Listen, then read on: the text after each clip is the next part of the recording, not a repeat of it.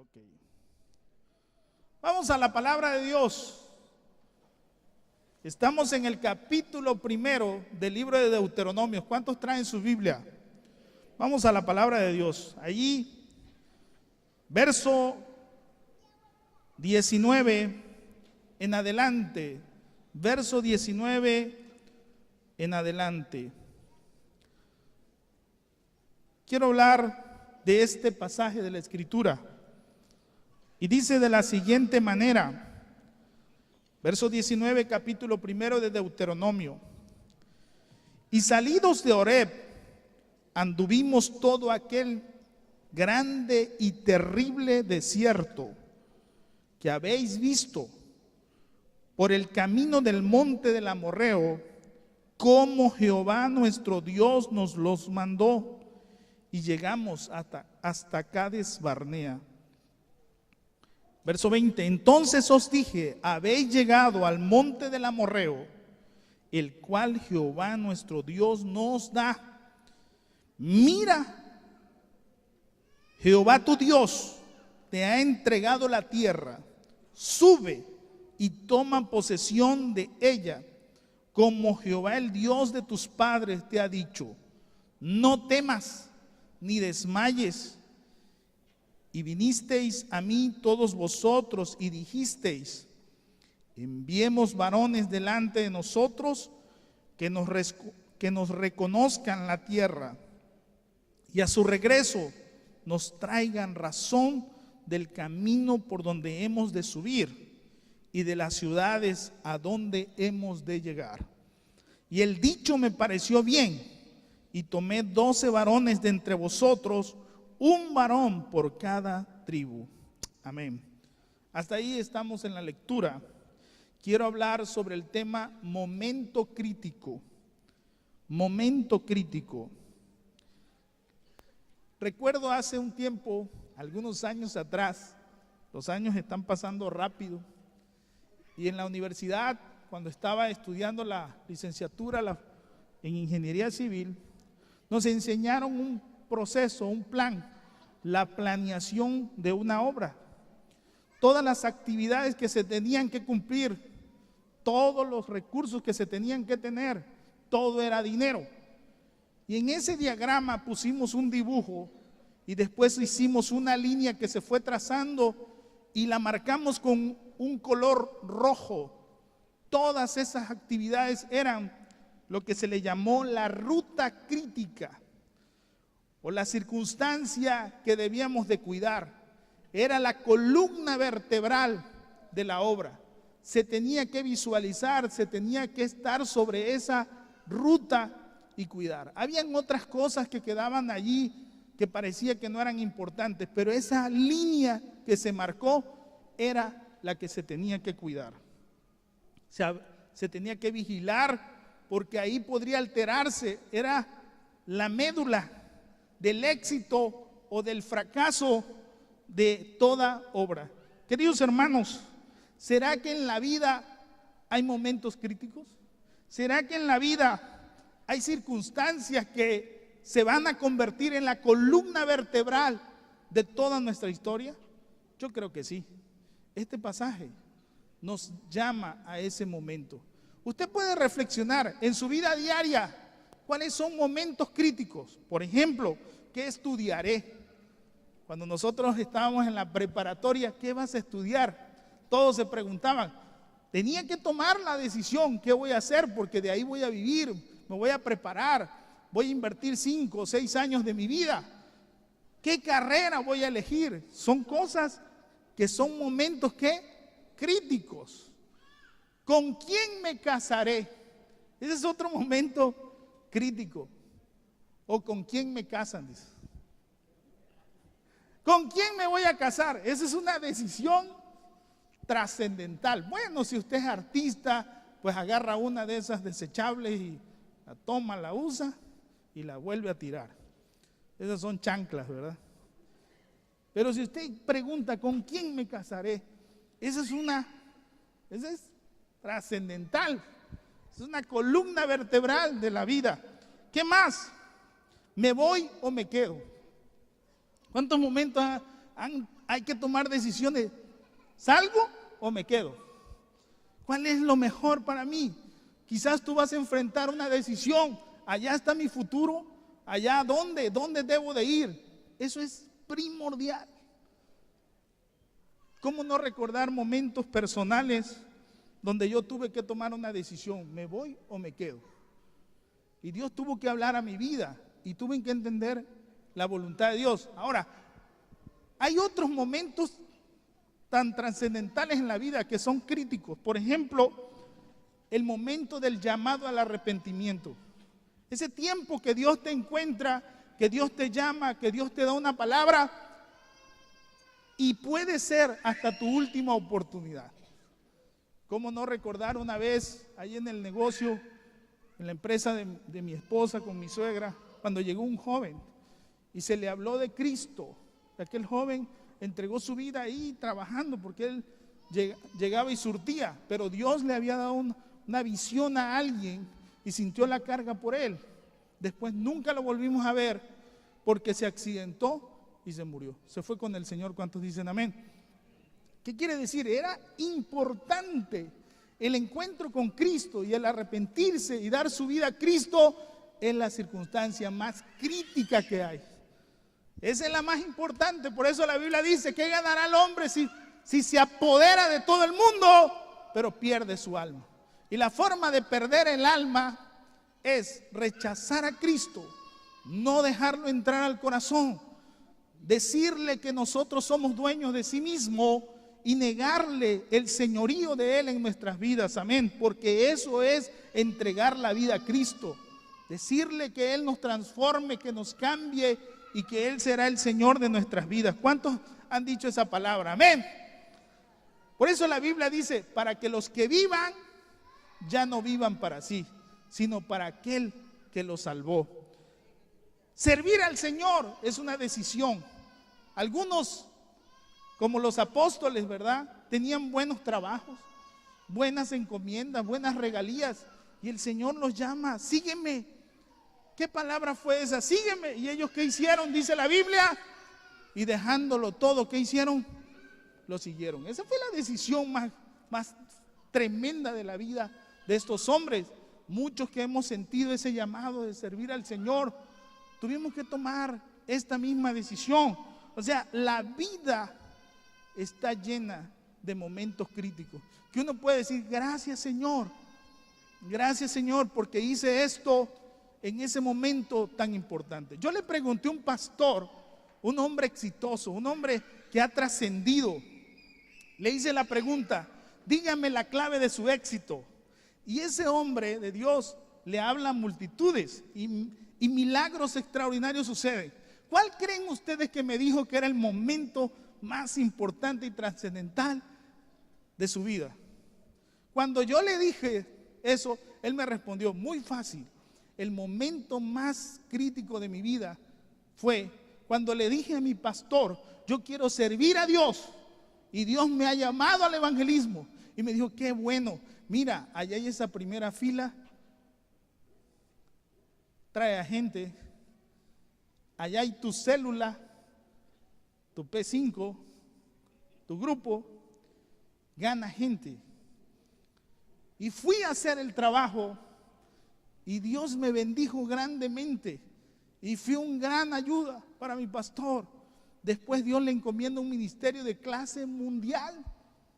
Y le digo: ¿cuál fue el éxito? No fue cuando el Señor le cayó el rayo y vio estrellitas mágicas y ángeles volando, porque a veces pensamos que ese es el momento más importante. No, el momento más importante para cada uno de ustedes puede ser tan diferente. ¿Cuántos dicen amén? Estamos en esta lectura bíblica. En el primer verso que leímos, el pueblo de Israel ya había salido del monte Sinaí, Horeb, el monte del Señor. ¿Por dónde iban caminando?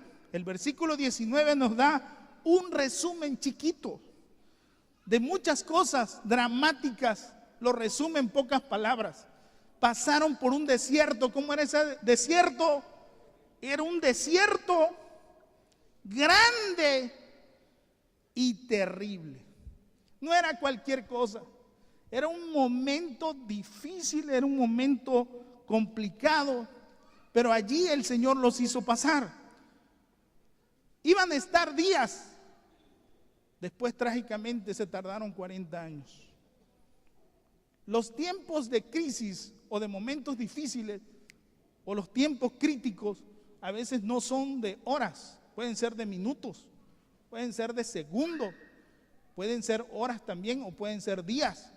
Pero si no tomamos una decisión correcta, se pueden hacer momentos crónicos.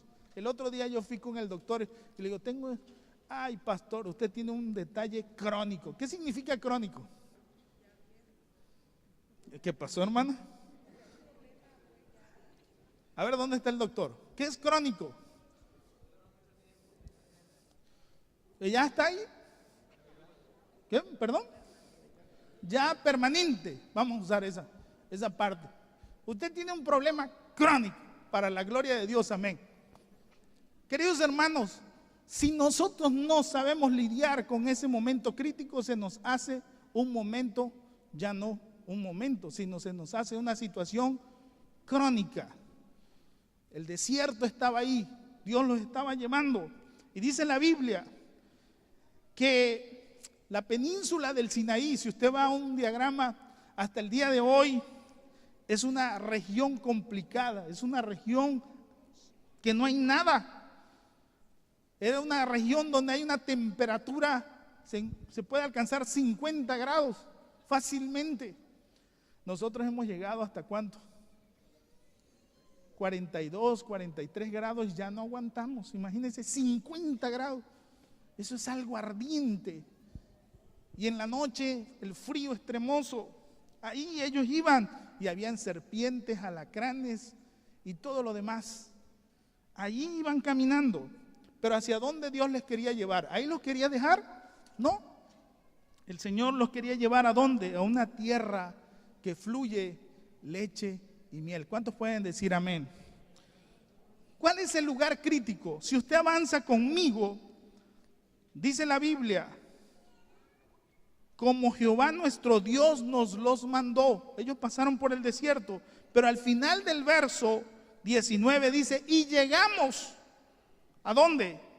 Hasta Cades Barnea.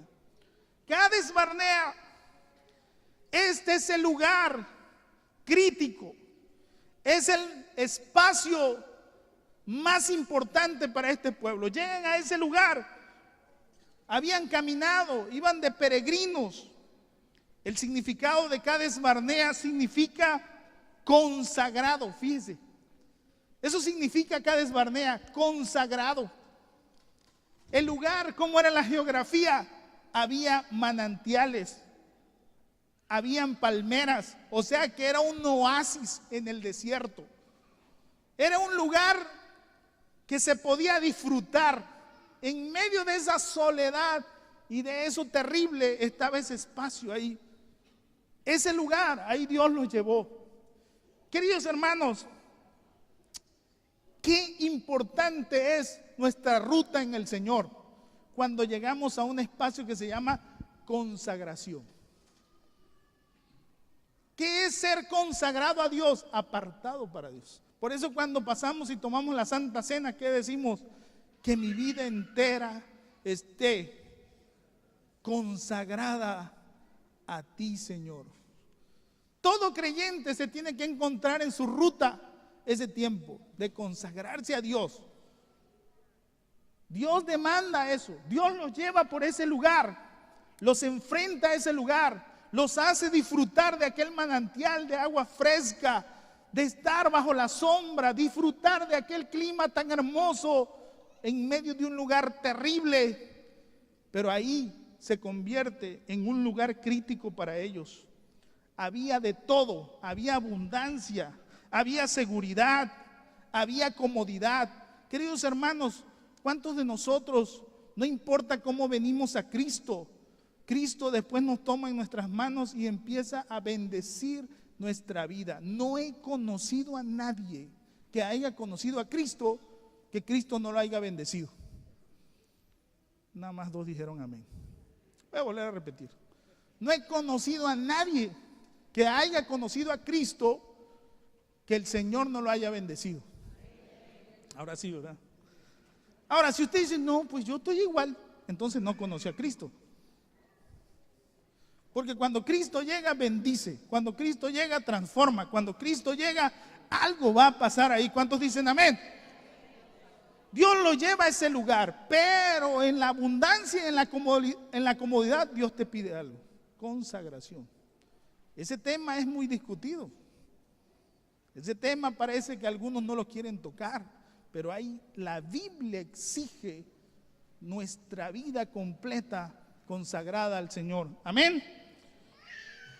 ¿Qué pasa ahí? Quiero adelantarme en el pasaje. Cuando llegamos a ese lugar crítico que es Cades Barnea, un lugar de bendición, un lugar donde Dios les proveía todo, un lugar donde Dios los sustentaba. No había problemas, no había nada complicado, todo estaba hecho. Pero mire, el verso 22, si usted va conmigo, vamos a avanzar en la escritura. ¿Qué hicieron en ese momento y en ese lugar? Ese lugar, dice la Biblia, que ellos toman una decisión, los hombres se organizan los líderes y van y hablan con Moisés, verso 22, y dice: y vinisteis a mí todos vosotros y dijisteis: enviemos varones delante de nosotros que nos reconozcan la tierra y a su regreso nos traigan razón del camino por donde hemos de subir y de las ciudades a donde hemos de llegar. Dios les había dado todo. Dios los había libertado. Dios los había traído por el desierto. Dios los llevó a esa agua fresca y esa agua rica y hermosa. Entonces ellos dicen: como estamos tan cómodos, ahora nosotros tomamos decisiones. Ahora nosotros vamos a dar nuestra opinión. Ellos entonces dan una orden y esa orden proviene de sus corazones. Estén atentos a lo que vamos a hablar. ¿Por qué? Porque si usted va al libro de Números, capítulo 13, del verso 1 al 3, allí va a escuchar la historia misma que estamos leyendo. Números capítulo 13, verso 1 y 3, y dice de la siguiente manera: y Jehová habló a Moisés diciendo: envía tú hombres que reconozcan la tierra de Canaán, la cual yo doy a los hijos de Israel.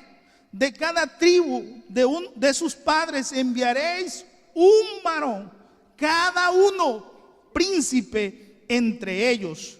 Y Moisés los envió desde el desierto de Parán conforme a la palabra de Jehová, y todos aquellos varones eran príncipes de los hijos de Israel. Estamos en Números capítulo 13 del verso 1 al 3. Ahora, ¿qué significa? ¿A qué versículo le creo? ¿A Números o a Deuteronomio? Porque Números dice que Dios dijo, y Deuteronomio dice: ustedes dijeron.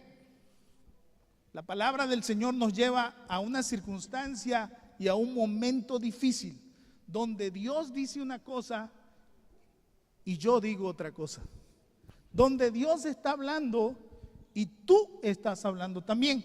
Ese es un momento trascendental en la vida de una persona. Alguien me dijo, un día le dije, me dijo: ¿a poco usted oye la voz de Dios? ¿A poco Dios le habla? ¿A poco escucha la voz de Dios? Pues lo más sorprendente es que Dios nos habla. Siempre Dios está hablando. Amén. Y le digo, y dice: ¿y a poco? ¿Cómo sabe usted detectar la voz de Dios? Porque dice: esa es la voz del diablo. Pues muy fácil. Le digo, si tú lees la Biblia, conoces la voz de Dios. Todo lo que te diga contrario a la Biblia es la voz del diablo. Está facilito, le digo. Pero el problema es que no leo la Biblia, pues ya te engañaron. Eso es muy complicado. Hay gente que no lee la Biblia y está oyendo voces. Por eso dice, oye hoy una cosa, mañana oye otra cosa, pero nunca lee la Biblia. Cuando uno va a la Biblia, sabe uno diferenciar cuál es la voz del Señor. ¿Cuántos dicen amén? Entonces, el Señor está en un momento, la palabra, donde se describe quiénes fueron a hablar, quiénes fueron los elegidos. No eran cualquier cosa, eran los varones príncipes de los hijos de Israel. Era la gente ilustre, eran los representantes, los líderes que iban a estar al frente de esta circunstancia. Parece que el libro de Números presenta que Dios autoriza tal movimiento. Si lo que hemos leído dice Dios dijo, Dios les permitió, pero en Deuteronomio encontramos más luz del pasaje y manifiesta qué sucedió en ese momento. Deuteronomio presenta en verdad qué pasó allí. Queridos hermanos, ¿cuántas veces nos hemos encontrado qué sucedió ahí? Si es que era la voluntad de Dios, pero al final te das cuenta que era tu voluntad y que era la voluntad de otro, pero nunca era de Dios. Queridos hermanos, Deuteronomio presenta el relato, los versos que leímos, desde la perspectiva de un pueblo que desafía la orden dada por Dios. Eso es lo que está presentando, que quiere asegurarse por sus propios ojos lo que estaba delante. Ellos querían observar qué estaba delante para ver si valía la pena ofrecer su vida o no. Qué interesante es este concepto, porque algunos dicen, si vale la pena voy, si está bueno el culto voy. ¿Quién va a predicar? No voy. ¿Cuántos dicen amén? ¿Qué es interesante? Desechan la fe y posponen su tiempo para caminar cerca de Dios. Porque la fe es caminar sin ver a veces a dónde vamos. Por eso la Biblia dice, bienaventurados aquellos que no vieron y creyeron. Nosotros no vemos a Dios, pero lo sentimos.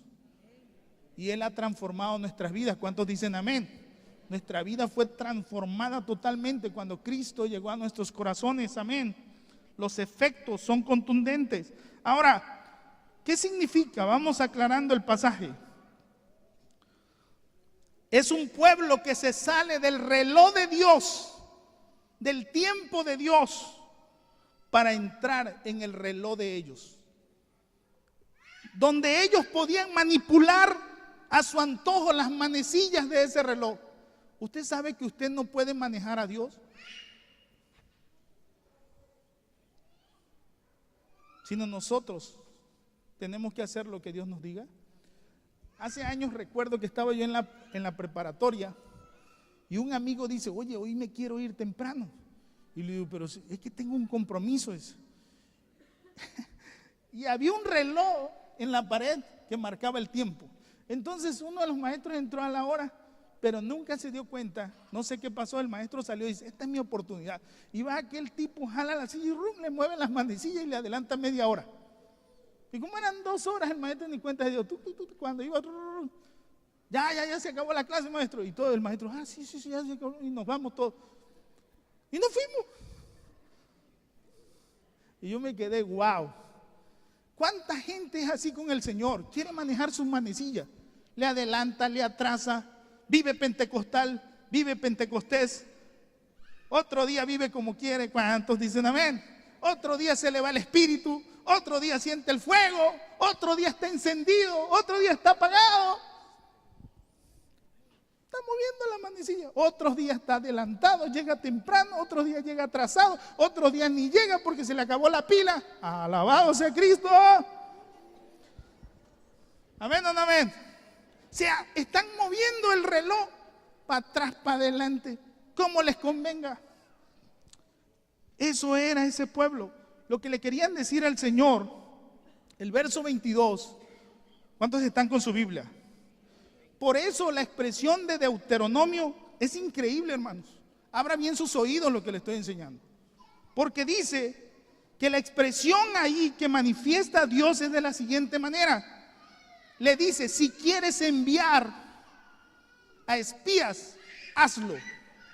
Dios es el que está autorizando al espía, a Moisés decirle, si quieres enviarlo, hazlo. O sea, Dios está diciendo, ya les dije una cosa, pero si ustedes quieren hacer eso, háganlo.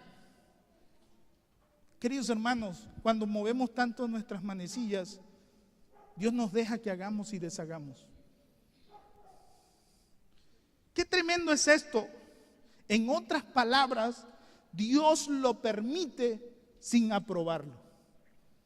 Dios te permite, eso se llama la permisibilidad de Dios o lo permisible de Dios. Eso enloquece a muchos. Yo estoy bien con el Señor porque yo hago y deshago. Dios te lo permite, pero no te lo aprueba.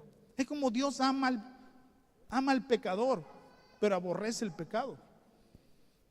Dios por eso envió a su Hijo para salvar todo lo que se había perdido. Amén. Esa es la actitud de Dios. Esto presenta entonces que la iniciativa en realidad del momento salió ¿de quién? Salió de la gente, salió del corazón de las personas, como claramente se expresa en este libro de Deuteronomio. No salió de Dios, sino salió de la gente. Queridos hermanos, era una incredulidad disfrazada de piedad. Cuidado, cuando hay cosas que son incredulidades disfrazadas de piedad, y cuando hablo de piedad es de santidad. Esa era la actitud de este pueblo. Era la misma duda enmascarada de fe. Era la duda enmascarada con la fe. Qué terrible es esto. Ahora, ¿qué más? Era lo incorrecto maquillado de lo aparentemente correcto. Pero la realidad ante los ojos de Dios era un desafío abierto contra su orden divina. Esta actitud era un gesto de falta de fe a Dios. Era una actitud abierta contra Dios, de creerle a Dios. La Biblia dice que sin fe es imposible agradar a Dios. Queridos hermanos, ese era este pueblo. ¿Qué más? Era la decisión que se convertiría en una acción futura que marcaría el retroceso de una nación. Ese era un lugar crítico. Estaban en un lugar pero terrible. Y esa acción de decirle vamos a enviar espías, eso nada más lo dijeron, después lo hicieron, porque lo que empiezas a decir cuando ni te des cuenta lo vas a empezar a vivir.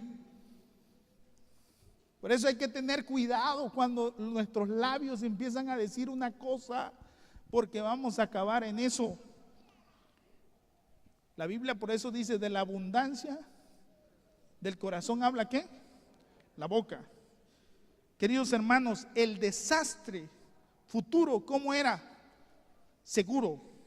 La suerte, como dijo Julio César cuando iba a entrar a Roma, la suerte está echada, dice. Ya no podemos más atrás. La declaración de guerra está abierta, porque eso lo dijo cuando cruzó el río.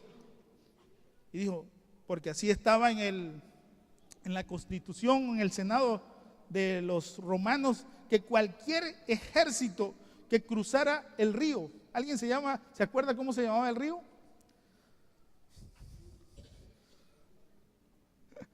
Se lo dejo de